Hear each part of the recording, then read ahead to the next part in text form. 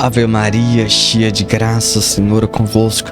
Bendita sois vós das mulheres, bendito é o fruto do vosso ventre, Jesus. Santa Maria, Mãe de Deus, rogai por nós, pecadores, agora e na hora da nossa morte. Amém. São Padre Pio, intercedei por nós. Olá, caríssimo, paz e bem, Deus abençoe, que alegria ter você conosco. Alegrai-vos no Senhor. Querido, o que é a alegria? Quando a gente vai falar de fato o que é a alegria, não é euforia, não é isso. Mas a gente precisa de fato entender o que é a alegria, de onde é essa alegria, de onde deve nascer e prover e onde deve ser alicerçado a nossa alegria. Porque infelizmente nós fomos mal educados sobre essa palavra alegria. Muitas vezes nós distorcemos de fato a verdadeira alegria de euforia. E muitas das vezes nós dentro da igreja estamos movidos por euforia. Aquilo que é passageiro, aquilo que acaba. E a gente muitas das vezes estamos querendo de fato viver dessa dopamina de euforia, daquilo que é mundano. Porque infelizmente nós não temos buscado entender o que é alegria, o que é algo que vem do alto, o que é eterno, perene, aquele que dura eternamente, aquilo que não acaba. Como assim? Meus irmãos, logo você pode dizer para mim, Wênio, como que você quer que eu seja feliz, alegre, uma alegria eterna, que não acaba, que não é passageira? Sendo que dentro da minha casa eu tenho um problema, no meu casamento tem um problema, o meu filho tem um problema, dentro do meu trabalho tem um problema, no meu faculdade tem um problema. Wênio, como é que você quer que eu seja feliz? Não tem um dia que eu não recebo uma notícia ruim. Demora muito tempo, mas eu recebo a notícia que alguém na minha família partiu, morreu. Como é que você quer que eu seja feliz? Entende? A gente ouve pessoas fazer essa pergunta e a gente muitas das vezes percebe que a sua alegria está nessas coisas desse mundo. E não é assim. Meus irmãos, você precisa primeiro entender uma coisa: tudo nesse mundo foi feito para você. Você não foi feito para esse mundo. É a primeira coisa que nós temos que nos educar. Como assim? Meu irmão, as frutas foram feitas para o seu sustento. A carne, que é a proteína, foi feita para o seu sustento. Entende? Tudo que Deus fez foi para o ser humano. Mas o ser humano não foi feito para se alegrar com as coisas desse mundo. Entende? Você tem que entender esse detalhe. Como assim? Para que você entenda uma coisa prática que você vai entender. Você não nasceu para comer. Não nasceu para comer. Mas a comida, as refeições foi feita para você se alimentar e saciar. Entende? É algo diferente. Então quer dizer que você não pode viver todo dia, toda hora comendo. Mas o alimento está à sua disposição para quando você ficar com fome, você vai lá, sacia e pronto. Entende? Então as coisas desse mundo foi feita para te servir e não você servir o mundo. Calma aí, nós temos que entender uma coisa. Quando eu falo mundo, são coisas materiais, passageiras. Entende? Você não nasceu para servir uma refeição. Não, a refeição foi feita para te servir, para você saciar. Entende? Você não foi feito para servir um carro. Não, o carro ele te serve. Quando você precisa trafegar e ir para um local, ele serve para você para aquele local. Entende?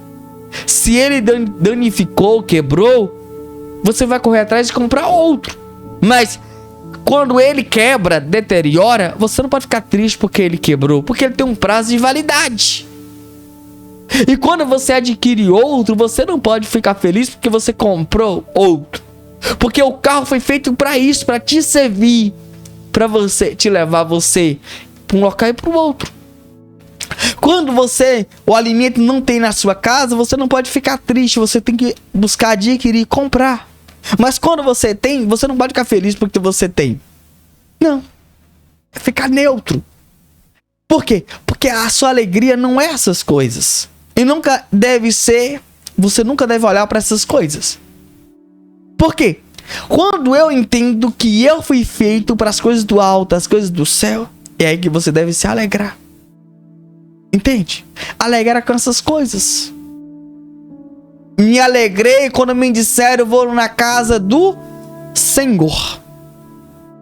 Essa é a nossa alegria. Só que, vamos entender aqui uma coisa aqui. Presta atenção que nós temos que entender de fato. Quando você era criança, a sua mãe te dava um brinquedo. E ali você dizia que ficava feliz, porque você ganhou aquele brinquedo. Então, de fato, você ficou assim, não. Pra mim ficar feliz, eu tenho que ganhar um presente. Pra mim ficar feliz, eu tenho que passear. Eu tenho que ir a tal lugar. Mas isso não é alegria. Aquele objeto que você ganhou foi feito pra você. Deus fez pra você. O passeio foi feito pra você. Entende? Alguém te visitou, aquela visita Deus proporcionou pra você. Mas a sua felicidade é o alto, é a Eucaristia, é a palavra, é o ápice da nossa fé. Entende? Você tem que entender isso. Aquilo que você viveu na sua infância, ganhando um presente, recebendo a visita, indo a tal lugar, não é a sua alegria. Entende? Não é jamais. Você tem que entender isso. Você tem que separar tudo isso. Entender que quando você não tem algo, você não pode ficar triste com aquilo. Porque você vai adquirir novamente, você vai ter, você vai possuir. Porque senão você pode blasfemar, criticar, murmurar. Isso é um louvor do Barba Azul. Mas, Wênio, como é que eu entendo o que é alegria? Meus irmãos, veja bem. Quando você ingressa na igreja, você começa a frequentar, participar, servir, adorar, rezar um texto, rezar um rosário, rezar uma novena. Deus te consola. Talvez você vai arrepiar, talvez você vai repousar, talvez Deus vai falar para você o seu nome e dizer eu te amo. E aquilo você assiste tão bem. Você vai sair com a leveza da missa, do grupo de oração, da pastoral movimento. Isso é uma alegria? É. Isso aqui são pequenas consolações de Deus. Só que conforme o tempo, Deus não vai te enfiar conforme consolação. Deus agora ele quer te forjar. Forjar para que você haja um crescimento espiritual. Você vai crescer, você vai ter visão, você vai ser um homem viril, uma mulher de autoridade. Você vai entender que essas coisas aí já não te alimentam mais. Você vai querer coisa robusta, alimento grosso. Você vai entender isso. Quais é a sua alegria? É servir. E aquilo te consome. Você vai ajudar o próximo, ajudar o outro. Então, as percas, esses presentes, para você vai banalizar. É porque não te alegra? Não, não é isso. Mas você vai entender que as coisas do alto é mais importante. Você vai ter uma nova visão. Ou a sua visão vai ser ampliada. E é isso que Deus quer fazer conosco, sobre a nossa alegria. Porque Paulo, preso, diz, alegrai-vos no Senhor. Porque ele entende aquele momento que ele está passando. Mas ele percebe que a sua alegria não está naquilo que ele vai adquirir, no que ele adquiriu, no que ele tem, no cargo. Não é isso. É uma coisa mais elevado. Eu sei que, humanamente falando, nós não entendemos. Eu sei que não é fácil ver isso, não é fácil, mas é preciso entender. É preciso viver. Nós precisamos subir de degrau sobre a nossa santidade. Meus irmãos, deixa eu dizer uma coisa. É porque muitas das vezes nós somos dependentes dessas coisas desse mundo. É como uma pessoa alcoólatra ou uma pessoa drogada. Ela precisa daquela substância para dizer estou feliz. Mas no fato, você que olha aquilo por fora, você vai dizer que aquilo não é alegria. Mas ele que precisa daquela dependência química, ele vai dizer, eu sou alegre porque eu usei a droga, bebi tal álcool. Entende? Só que você que olha, não é. Então, nós quando olhamos de forma de fora dessa realidade, nós entendemos que essa não é a alegria. Entende? Por exemplo, você agora serve na igreja, só que você não foi escalado mais para servir. E você vai dizer, não tem problema, porque a minha alegria Quando eu sirvo com alegria, mas a minha maior alegria não é servir. A minha maior alegria, não vou ficar triste porque eu não estou servindo, mas a minha maior alegria é quando eu recebo Jesus na Eucaristia. É quando eu adoro. É quando eu estou de estado de graça. Como assim, Wênio? Não servir. Não, se você foi convocado, sirva com alegria. Mas o dia que você não foi convocado, convidado, você deve ficar alegre, porque você vai à missa, ouvir a palavra e comungar da Eucaristia. Entende? A nossa alegria não pode ser somente servir, porque você não vai estar escalado todos os domingos, todas as semanas. Não vai estar. E por isso a sua alegria também não é servir. Então existe um detalhe que eu e você precisamos subir de degrau. Então a nossa alegria é quando você vai à missa, é quando você vai no grupo de oração, na pastoral, é quando você reza um texto, reza um rosário. E você pode até falar: William, mas eu fui na missa, eu rezei o rosário com você, rezei a novena do Padre Pio, mas Deus não falou comigo. Aí você vai dizer: mas a sua alegria não é quando Deus fala. Não é. A sua alegria é porque você percebeu que você está diante de Deus. Diante de Deus. Essa é a sua alegria. E você tem que entender isso. E muitas das vezes nós temos dito um linguajar popular. E a missa é uma coisa triste. Demora demais. A missa é chata. A gente precisa entender uma coisa. Através da Eucaristia, da palavra, naquela simplicidade que Deus tem falado e realizado, é ali que eu me sinto alegre. É ali que eu que me sustenta para as batalhas do dia a dia. Algo corriqueiro, algo que Deus faz, algo que Deus realiza. É isso que você tem que entender e compreender, os mistérios de Deus. Você precisa entender e compreender esse detalhe. Entende? Então a partir de hoje, eu e você precisamos ter essa postura de entender esses mistérios. E a gente precisa ter uma nova olhar. Uma nova olhar. Isso é para mim, isso é para você. Para que a gente não venha murmurar e reclamar. Meus irmãos, talvez você não entenda isso, mas para que você entenda como é que Paulo está preso e ele manda ficar alegre. Entende?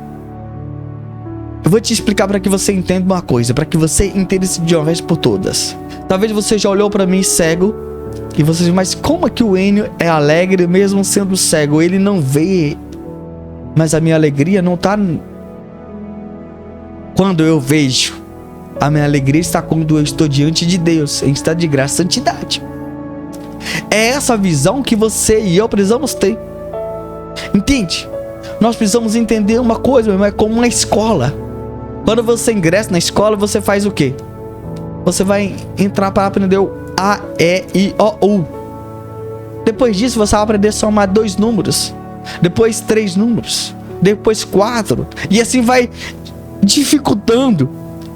E essa que vai dificultando, você vai entender que você está subindo de grau. Você não está no mesmo patamar. É isso, meu irmão. A sua alegria não é mais aquela quando você ingressou na missa, né, no grupo de oração, na pastoral movimento. Entende? E agora você não briga por qualquer coisa, por besteira. Não. Você não é aquele se agora eu vou afastar da missa, do grupo de oração, porque o padre não pegou na minha mão, porque a coordenadora não foi na minha casa. Não. A sua alegria não é pessoas, não é situações, não é realidade, é Jesus. Mas para você entender e compreender isso, é quando você abre a sua mente, você entende que o seu foco, o centro é Jesus. É fácil entender isso? Não, mas é necessário. E quando a gente entende que a gente vai no nosso apostolado, no nosso momento por Jesus, tudo muda. E é isso que deve acontecer. E a gente precisa mudar isso. Entende? Como isso vai acontecer? É quando eu deixar Deus ser o centro da minha vida. É quando eu deixar o Senhor me fortalecer, me nutrir. E como eu posso fazer isso? Como nós podemos fazer isso? Tomar cuidado com nossos apegos. A gente está apegado a tanta coisa. Infelizmente nós crescemos em idade, mas em maturidade estamos infantil. Estamos apegados à mesma consolação que uma criança, que um adolescente, que um jovem. Mas você é adulto, eu sou adulto.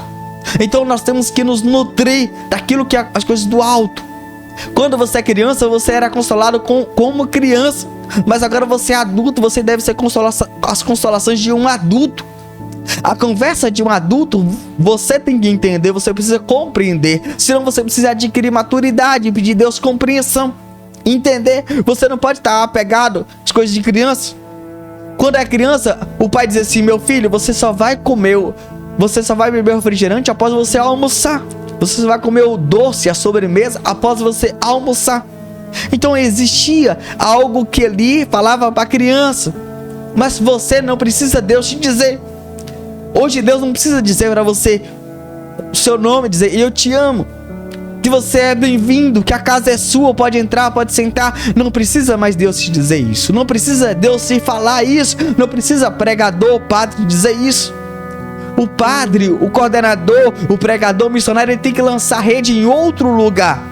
Só que infelizmente parece que nós temos que continuar pregando para o povo dentro da igreja. Parece que nós não temos mais a oportunidade de pregar fora da igreja para pessoas que não foram evangelizadas.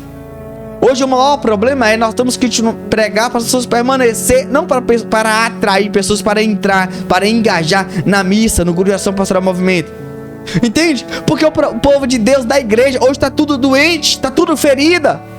A gente não pode pregar a verdade, a gente não pode pregar Jesus, porque Jesus é a verdade. Hoje as pessoas estão querendo ser o centro.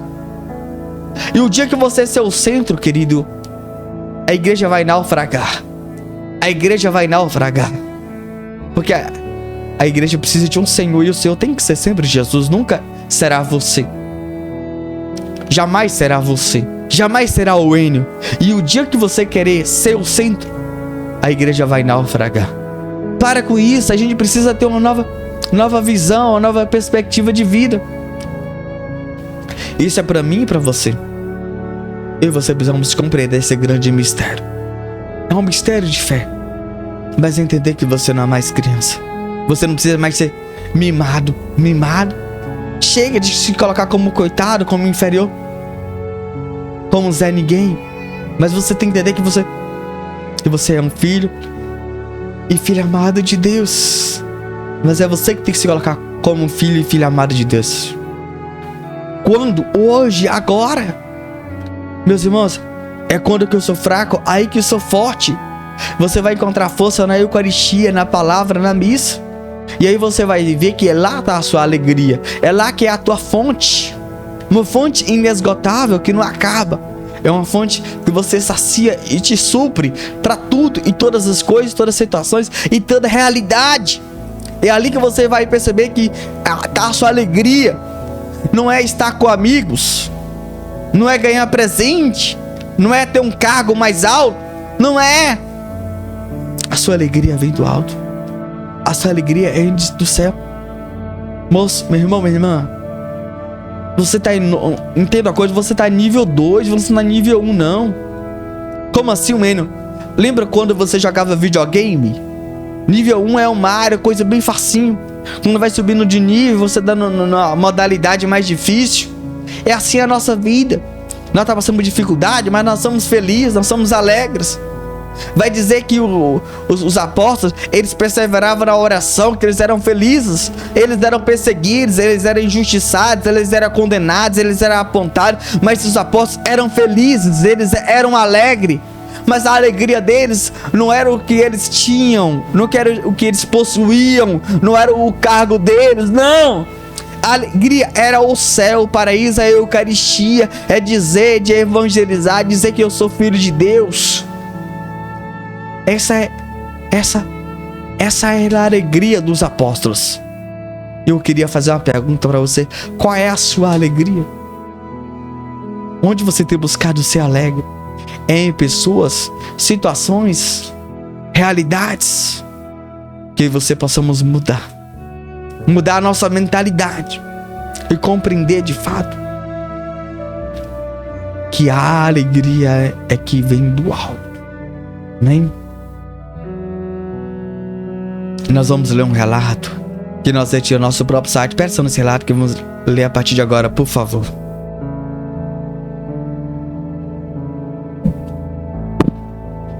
Padre Pio relata sua alegria ao receber Jesus em seu coração. Luigi Cavariotti tem todos os motivos para estar satisfeito. Alguns dias passados em Pietrelcina permitiram-lhe entrever a criança, certamente singular, mas não extraordinária, que fora o capuchinho estigmatizado de Gargano. Entretanto, há um domínio que continua totalmente impenetrável, a alma de Francesco, como todas as pessoas que conviveram com ele, mesmo as mais próximas. Ele não conhecera nada de seu caminho interior, além dos efeitos que tivera sobre sua existência cotidiana. Jamais o menino falava de sua experiência espiritual e nem de sua oração, e mais tarde só fará fugazes alusões a elas. Mesmo de sua primeira comunhão nada se sabe, a não ser que a desejara ardentemente. Chorou quando o pároco mostrou-se intransigente quanto ao costume de só admitir as crianças ao sacramento da Eucaristia com a idade de 11 anos. Não há dúvidas de que aproximou-se da mesa sagrada pela primeira vez em 27 de dezembro de 1899, dia em que foi confirmado pelo arcebispo de Benevento, mas não fará nenhuma menção a ela quando, incidentalmente, evocar sua confirmação. Chorei de consolação no meu íntimo durante essa santa cerimônia, porque lembrei o que o Santíssimo Espírito Paráclito me fez sentir no dia em que recebi o sacramento da confirmação, dia muito especial, que não esquecerei pelo resto de minha vida. Quantas doces emoções fez-me sentir nesse dia o Espírito Consolador. Ao recordar esse dia, sinto-me incendiar com uma chama muito viva, que abrasa e tortura sem causar dor.